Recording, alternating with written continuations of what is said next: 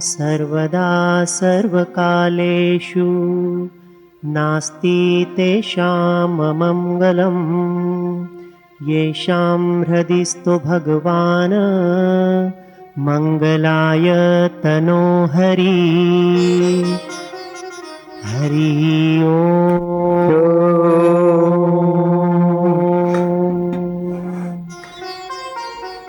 हरि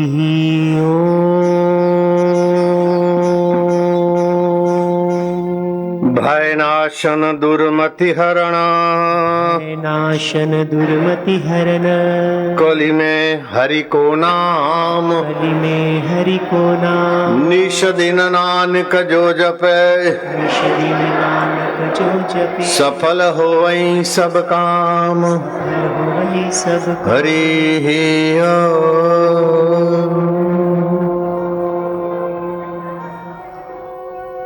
हरि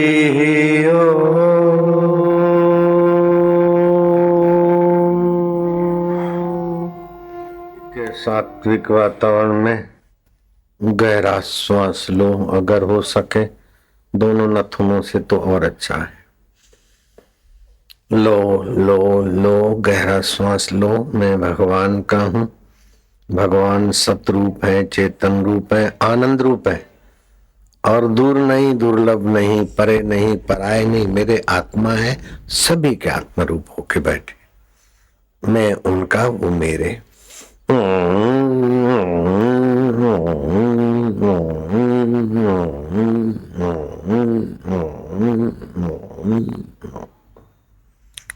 फिर से गहरा श्वास लो।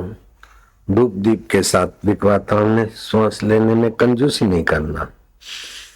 लो लो लो और लो, कमर सीधी, गर्दन सीधी, श्वास लेते जाओ। भरो भरो भरो, पेट को अंदर खींच लो। नाभि से नीचे के हिस्से का संकुचन कर लो। श्वास रोक कर जप करो, 2, 5, 15 जितना कर सकते हो।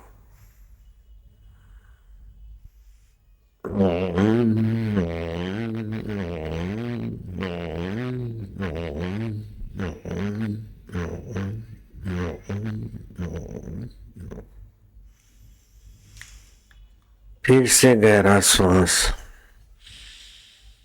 लो लो लो और लो और लो और लो।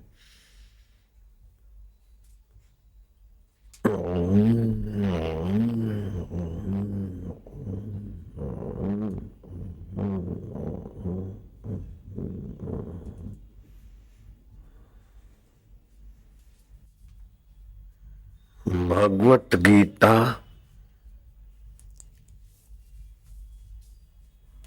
पौरुष ग्रंथ है। महाभारत में 1,00,000 श्लोक है। मुख पुराण में 80,000 श्लोक है। भागवत में 18,000 श्लोक है। भगवत गीता में केवल 700 श्लोक है। भगवत गीता में सभी का अधिकार है। भगवत भक्ति में सभी का अधिकार है। वाजपेयी यज्ञ केवल ब्राह्मण कर सकते हैं। अश्वमेध यज्ञ केवल क्षत्रिय कर सकते हैं। कुछ यज्ञ कोई वैश्य कर सकते, कोई छोटी जाति वाले। योग साधना सम दम तितिक्षावान कर सकता है। वेदांत साधन चतुष्ट वाला कर सकता है, लेकिन भगवत नाम से शांत होना और परम पद को पाना, ये सब कोई कर सकते। गीता के अनुसार जीवन को द्वंद्व रहित सभी बना सकते हैं। द्वंद्वैर मुक्ता सुख दुख संगैर। द्वंद्व क्या है? विपरीत। जैसे सर्दी का द्वंद्व है गर्मी, भूख प्यास, मान अपमान, जन्म मरण, ये सारे द्वंद्व शरीर के साथ मन के साथ लगे हैं। लेकिन एक ऐसा तत्व है जो उन पर इनका प्रभाव नहीं पड़ता, वो है अपना आपा, अपना आत्मा। द्वंद्वैर मुक्ता सुख दुख संगेर गच्छन्ति अमूढ़ा, जो अमूढ़ है, मूर्ख नहीं है। पदमम अव्यय तत्व, जिस पद को पाने के बाद पतन नहीं होता। यत गत्वा निवर्तन्ते तद्धाम परमम मम, जहां जाने से फिर पतन नहीं होता, वो मेरा परम धाम आत्म स्वभाव है। आप मिलकर बोलना, आत्मलाभात परम लाभम न विद्यते। बोलो, आत्मलाभात परम लाभम न विद्यते। आत्मज्ञानात् परम ज्ञानम न विद्यते। आत्मज्ञानात् परम ज्ञानं न विद्यते। आत्मसुखात् परम सुखम न विद्यते। आत्मसुखात् परम सुखं न विद्यते। सबसे बड़े में बड़ा है आत्मज्ञान। उस ज्ञान के आगे दुनिया के सारे, विश्व के सारे, ब्रह्मांड के सारे ज्ञान छोटे हो जाते। आत्मज्ञान वो चीज है। भगवान का दर्शन बहुत अच्छी बात है, लेकिन भगवान साथ में होते हुए भी अर्जुन को जब तक आत्मज्ञान नहीं था तो अर्जुन का दुख नहीं मिटा था। विश्व रूप दर्शन किया तब भी अर्जुन का भय, दुख नहीं मिटा। भगवान ने कृपा करके जब अर्जुन को आत्मज्ञान के तरफ भूख जगाई, अध्यात्म की मुच्यते, अध्यात्म क्या होता है? आदि देविकम च किम, आदि भौतिकम की मुच्यते। आदि भौतिक क्या होता है? आदि दैविक क्या होता है? अध्यात्म क्या होता है? अर्जुन को लगा कि तुम्हें नहीं जानता हूं। ये जो आंखों से दिखता है, नाक से, कान से, इंद्रियों से, जीभ से जो पकड़ में आता है, वो सब आदि भौतिक है। पांच भूत, मन, बुद्धि, अहंकार, ये अष्टधा प्रकृति है।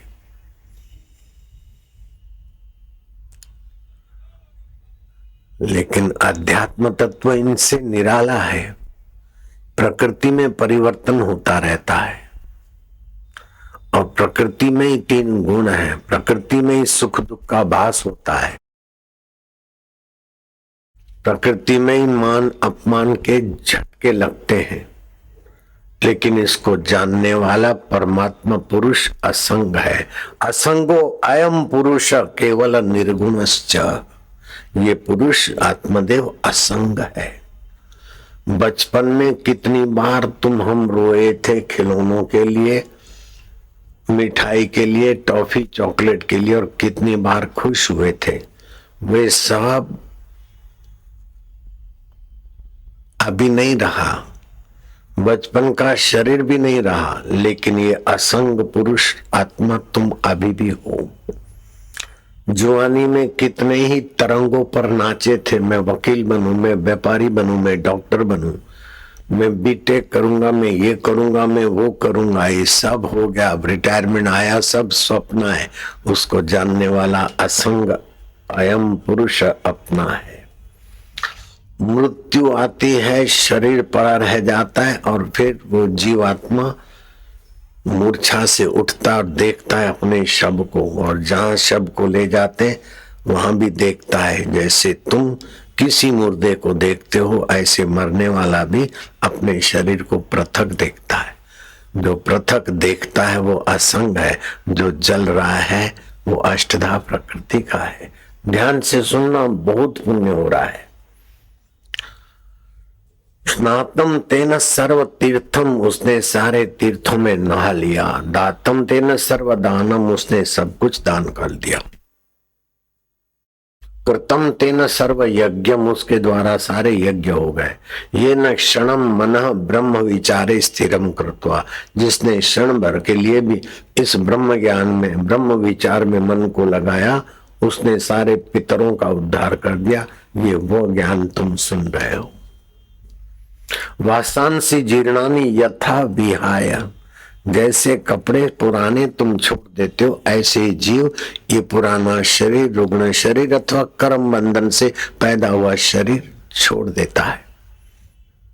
जो शरीर पैदा होता है, दिखता है, बढ़ता है, उसी को बेवकूफी से मैं मानता हूँ शरीर छूटने के बाद भी तुम रहते हो।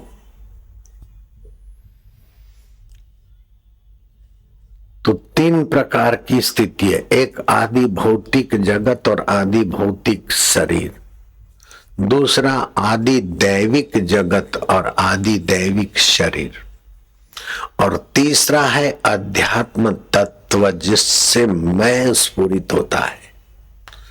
वो अध्यात्म तत्व ज्योतियों को भी ज्योति है। आदि भौतिक ज्योतियां तुम्हें दिखती है, लाइट का प्रकाश। आदि दैविक ज्योतियां दिखती है, सूरज चंद्रमा आदि। नेत्र ज्योति आदि दैविक है। नेत्र ज्योति को, सूर्य चंद्रमा ज्योति को, दुनिया भर के प्रकाशों को देखने के लिए नेत्र प्रकाश चाहिए। नेत्र प्रकाश को समझने के लिए मन प्रकाश चाहिए। मन हमारा ठीक है कि नहीं, उसके लिए बुद्धि प्रकाश चाहिए। और बुद्धि हमारी कैसी थी बचपन में, उसको भी हम जानते हैं, और अभी की बुद्धि को भी जानते हैं। जब योग समाधि करते और सात्विक बुद्धि होती है तो उसको भी हम जानते हैं। तो हम हुए अध्यात्म, बुद्धियां हुई आदि दैविक और जगत हुआ आदि भौतिक। अध्यात्म नित्य है, लेकिन आदि दैविक और आदि भौतिक में परिवर्तन होता रहता है। तो जिसने अध्यात्म तत्व का ज्ञान सुना और मनन करके उसमें पहुंच गया, उसको बोलते स्थिति प्रज्ञा, महापुरुष, जीवन मुक्त, ब्रह्मज्ञानी, आत्मवेता। कई उसकी उपमाएं हैं वो महापुरुष की। धीर पुरुष, अष्टावक्र ने जनक को कहा, धीरो न द्वेष्टि संसारम। जिसने अपने अध्यात्म स्वभाव को जान लिया, वो संसार की किसी परिस्थिति से द्वेष नहीं करता। दिखेगा द्वेष करता हुआ, लेकिन भीतर नहीं है। जैसे रंगमंच पर अभिनय करने वाला द्वेषी भी दिखेगा, रागी भी दिखेगा, मोही भी दिखेगा, लेकिन अंदर से अपने को जानता है कि ये नाटक है। जिसने अध्यात्म स्वभाव जान लिया अपना, उसकी तुलना तुम किससे करोगे। अध्यात्म नित्या विनिवृत्त कामाः, उसकी सुख लेने की आदि दैविक जगत से अथवा आदि भौतिक जगत से सुख लेने की इच्छा शांत हो गई, उसकी उपस्थिति से सुख का वातावरण बन जाएगा। ऐसे पुरुष को इंद्र देखकर धन्य धन्य कहने लगता है। 33 करोड़ देवता इंद्र का सत्कार करते। इंद्र 33 करोड़ देवताओं का स्वामी। 12 मेघ उसके आज्ञा में चलते हैं। ऐसा इंद्र भी धीर पुरुष के आगे बोना हो जाता है। 3 टूक कोपी न की भाजी बिना लूण, तुलसी हृदय रघुवीर बसे। तो इंद्र बापड़ा कू पीत्वा ब्रह्मरस योगिनो भूतवा उन्मतः इंद्रो मपि रंकवत भाष्यत अन्यस्य का वार्ता। इंद्र भी रंक जैसा लगता है तो दूसरे की क्या बात। ये अध्यात्म ज्ञान गीता ने युद्ध के मैदान में अर्जुन को निमित्त बनाकर मानव मात्र के लिए खुला कर दिया है। गीता का एकाध श्लोक भगवान नाम का स्मरण और सत्पुरुषों का दर्शन करोड़ों तीर्थ करने का फल देता है। गीताया श्लोक पाठेन गोविंद स्मृति कीर्तनात् साधु दर्शन मात्रेण तीर्थ कोटि फलम लभेत। ये अध्यात्म तत्व ऐसा है। लोग बोलते हैं हमें वोट दो, हमारी पार्टी ने ये किया, हमारी पार्टी तुम्हारे लिए ऐसा ऐसा करेगी, ऐसा करेगी, ऐसा करेगी। अपनी ढपली अपना राग सभी पार्टी के नेता भाषण में करते जाते, लेकिन उन नेताओं को एक मंगल संदेश है। भले चुनाव के लिए तुमको करना है, बंडलबाजी तो करो, हमारी मना नहीं है, लेकिन कुछ अपने आत्मा में भी झांको। रावण ने सोने की लंका बना दी प्रजा के लिए, फिर भी रावण संतुष्ट नहीं रहा और प्रजा भी सुखी नहीं रही। समुद्र की खाराश मिटाने की योजना वाला नार हिरण्याकश्यपु ने सोने का नगर बनाया, हिरण बना सुवर्ण, अपने नाम से हिरणपुर रखा। और हिरण्याकश्यपु ने आदि दैविक जगत में इतनी प्रगति की 60,000 वर्ष तपस्या करके कि वो जब मौसम आता तो खेत खलियों में ऊंचे टिल्ले पर खड़ा होता और लाखों लाखों एकड़ों तक उसकी नजर पड़ती और चारों तरफ घूमता और संकल्प करता।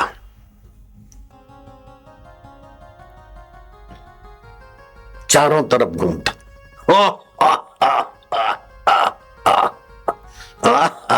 अभी उपजे, अभी खेत खली लहराए, संकल्प से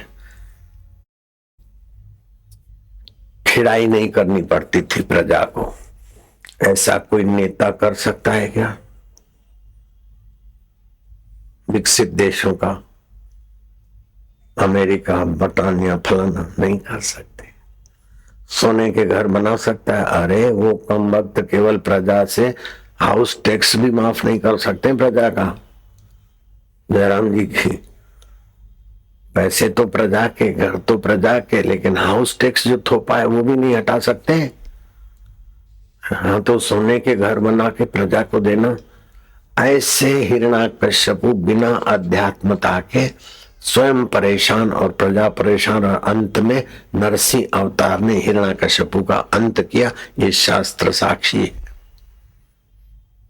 आप यहां बैठे हैं नेताजी और प्रजा जी, तो सूरज आपको एक थाल जैसा लगता है, क्योंकि आपकी और सूरज की दूरी के कारण सूरज आपको नन्हा लगता है। सूरज पृथ्वी से 13 लाख गुना बड़ा है। सूर्य के यहां से खड़े होकर आप पृथ्वी को देखोगे तो एक बिंदु जैसी शायद दिखे। 13 लाख गुना बड़ा सूर्य आपको थाल जितना दिखता है, तो वहां खड़े होकर पृथ्वी को देखोगे तो 13 लाखवां हिस्सा सूरज का कितना हो जाएगा। अभी जितना सूरज दिखता है उसका 13 लाखवां हिस्सा आपको ये पृथ्वी दिखेगी। उस पृथ्वी पर 190 राष्ट्र है, उसमें तुम्हारा एक भारत, और भारत में भी एक यूपी, और यूपी में भी एक कानपुर। खैर, लेकिन कितनी भी यूपी की सड़कें सुहावनी हो जाए, सोने के घर बन जाए पूरे भारत में, फिर भी अध्यात्म तत्व के बिना जीवात्मा की तपन और वासना और अहंकार नहीं मिटेगा। बिनु रघुवीर पद जिय की जरनी न जाई। उस अध्यात्म पद के बिना जीवात्मा की तपन नहीं मिटेगी। आपको पता है कि सूरज आपकी पृथ्वी से 13 लाख गुना बड़ा है, लेकिन आकाश गंगा में 400 करोड़ सूरज है, सब इसी से बड़े हैं। 4 अरब सूरज में सबसे छोटा सूरज है, वो 13 लाख गुना बड़ा है, लेकिन वो सब अष्टधा प्रकृति के अंदर है, और आपका शरीर भी अष्टधा प्रकृति रूप है। उसको चलाने वाला आपका अध्यात्म उन सभी सूर्यों का और आकाश गंगाओं का और ब्रह्मांडों का अधिष्ठान है, आधार है। जैसे सभी तरंगों का, सभी बुलबुलों का, सभी भंवरों का आधार पानी है, ऐसे ही सारे ब्रह्मांडों का आधार वो अध्यात्म तत्व है। वो तुम जहां से मैं उठता है वही है। तुम कितने बड़े हो इसका बयान सरस्वती करते करते थक जाएगी। तुम्हारे वास्तविक स्वरूप की महिमा कोई गा नहीं सकता। तुम वास्तविक में वो हो, लेकिन अज्ञान के कारण, अविद्या के कारण, लापरवाही के कारण अपने को हम शरीर मानते हैं, संसार को सच्चा मानते हैं, जो टिकता नहीं है, और व्यक्ति बेचारा माया के चक्कर में भटकता रहता है। श्री कृष्ण कहते हैं, अर्जुन निर्माण मोहा, मोह माना उल्टा ज्ञान, जिसका उल्टा ज्ञान शांत हो गया है, जित संग दोषा, संग के दोष से अपने को जीत लिया है। अध्यात्म नित्य, उस अध्यात्म तत्व में नित्य सजाग है, रमण करता है। निवृत्त काम, उसकी सारी फालतू कामनाएं शांत हो गई। द्वंद्वैर मुक्ता, दुखों से मुक्त हो गया। सुख दुख संगैर, सुख दुख के संग से। गच्छन्ति अमूढ़ा, अमूढ़ पदमम अव्यय तत्व, अपने अव्यय तत्व पद में स्थित हो जाता है, चला जाता है। ये कठिन नहीं है। अगर कठिन होता तो सुखदेव जी महाराज की कृपा से 7 दिन में राजा परीक्षित को ये अव्यय तत्व की प्राप्ति नहीं होती। राजा जनक को घोड़े के रकाब में पैर डालते डालते नहीं होती। राजा अश्वपति को अथवा राजा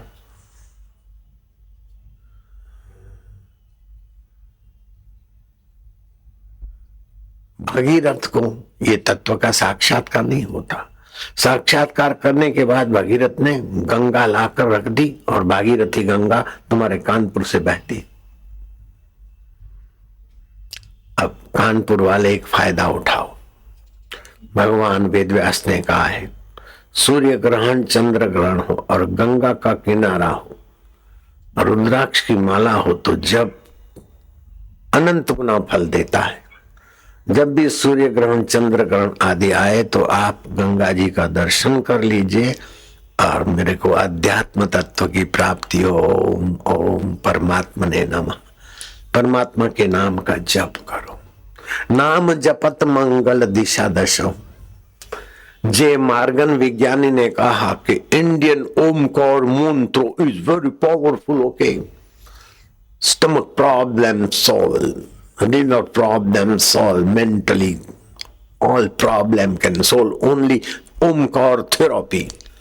ये ओमकार मंत्र विदेशी लोग फायदा ले रहे हैं, आप क्यों दवाइयों के गुलाम बन रहे हो?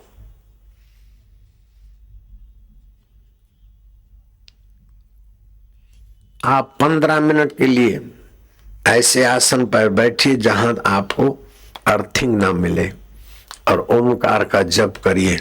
बहुत सारे रोगों के कण स्वाह हो जाएंगे। आदि भौतिक कष्ट और मुसीबतों का दबाव आपके यहां से रवाना हो जाएगा।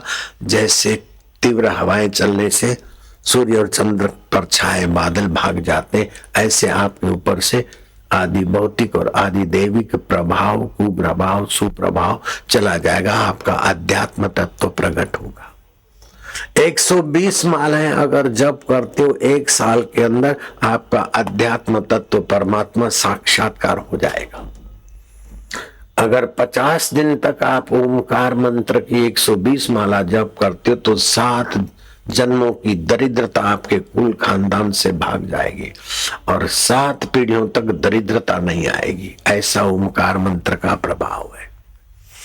बच्चों को सिखाओ, माइयां देवियां ध्यान दो, बच्चों के साथ मिलकर ऐसे ऐसे कहानी, ऐसे प्रयोग, ऐसी बातें करो जिससे बच्चों को अध्यात्मता की रुचि हो।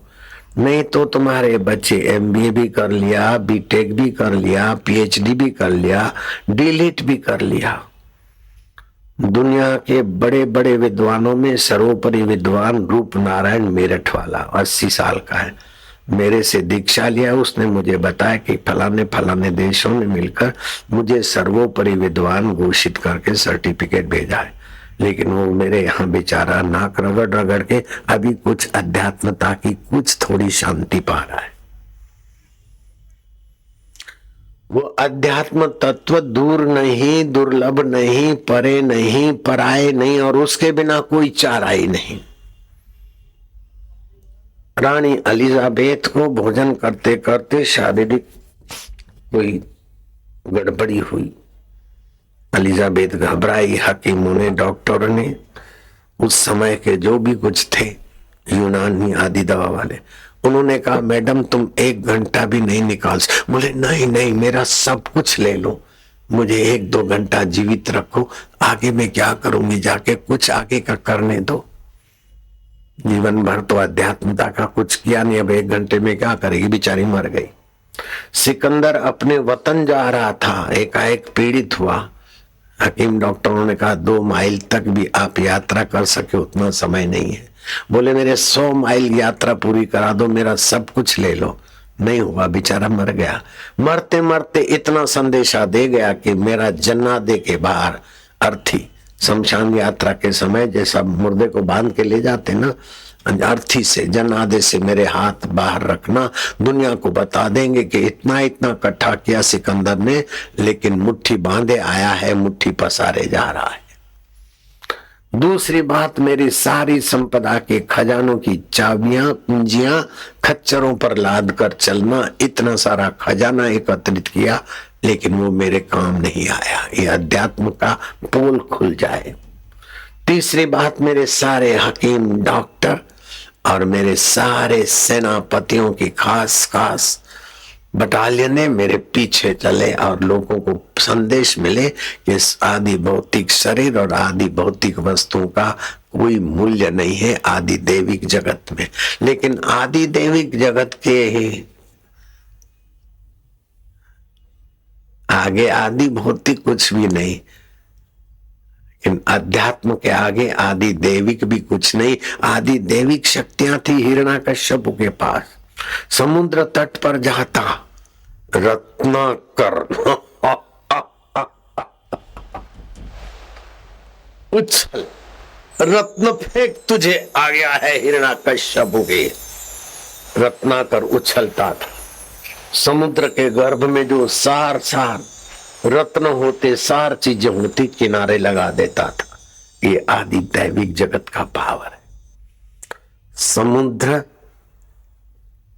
और खेत खलियों से तो ले लेता था, लेकिन पर्वत और खनिज विभाग की तरफ आता है। पर्वतराज कहलाने वाले, तुम्हारे स्वामी की आज्ञा है। सुवर्ण चांदी तांबा पित्तल जो कुछ तुम्हारे इस इलाके में है उसे बाहर फेंको।